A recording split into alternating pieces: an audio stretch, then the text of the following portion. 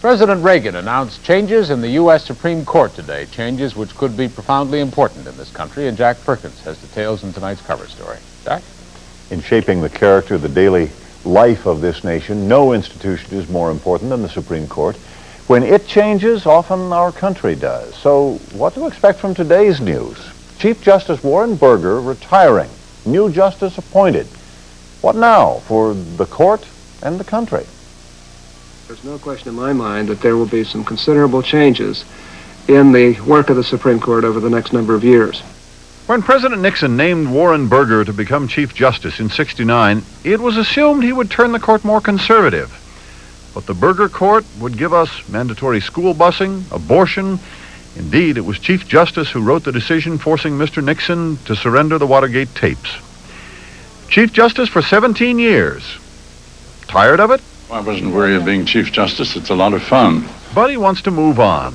So to replace him, President Reagan chose Justice William Rehnquist. He is noted for his intellectual power, the lucidity of his opinions, and the respect he enjoys among his colleagues. And for being probably the most conservative justice in 50 years.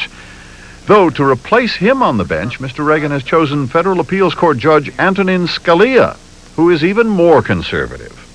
Scalia, 50, and thrilled. For somebody who spent his whole professional life in the law, getting nominated to the Supreme Court is the culmination of a dream, said Rehnquist with puckish humor. I wouldn't call it the culmination of a dream, but it's not every day when you're 61 years old that you get a chance to have a new job. And you take it. The question is, can a man who has an extreme right-wing ideology manage the court in a fair and balanced way that will produce majority decisions? How will the change the court?